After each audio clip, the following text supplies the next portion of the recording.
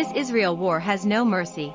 Gaza rescue workers say civil defense members work around the clock with limited resources and no guarantee of their safety, witnessing horrors. At least 7 civil defense workers have been killed in Israeli attacks since the start of the Israeli offensive on the Gaza Strip on October 7. The civil defense rescuer, who has been doing this job for 15 years, has not been home in more than a month. "My home is in Karameh, and the whole neighborhood got destroyed," he said.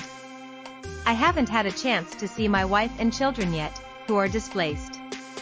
My wife calls me many times a day, but I can't answer her every time." Abu Rish, 35, has witnessed things over the past month that are worse than anything he could have imagined.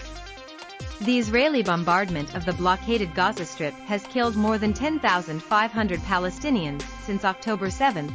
Most are women and children. Israeli air raids have targeted homes, residential blocks, entire neighborhoods, schools, mosques, churches, and hospitals.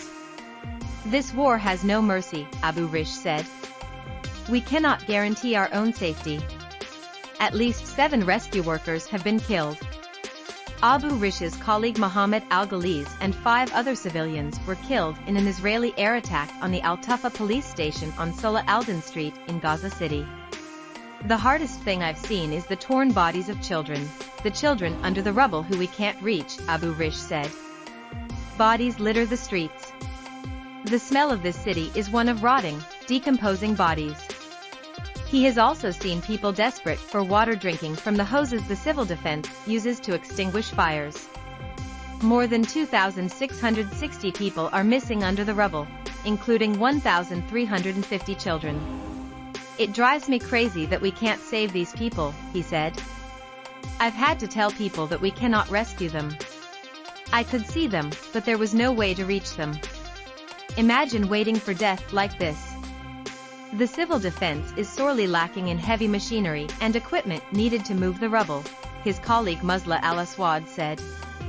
"Their vehicles are rusty, and if they don't break down from a mechanical problem, the damaged roads and shrapnel hinder their operations. We don't have the resources," the 40-year-old said. "No fire engines, vehicles, ambulances, machines. People use metal cutters and their hands to dig through the rubble. Tractors and excavators are rare and, even if available, need fuel to work, which is not available. Telecommunications blackouts add stress and prevent rescue teams from coordinating with each other. I've been in the field since 2007 and in every war since then," Al-Aswad said. "But this one, what is happening to us, is unprecedented." He sees his family every few days, stealing half an hour with them and making sure they're okay before changing his clothes to head out again.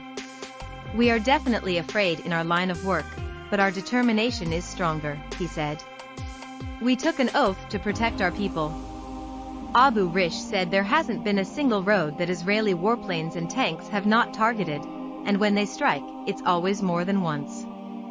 "We want a ceasefire and for the injured to be transferred outside for treatment and for all of this to end," he said.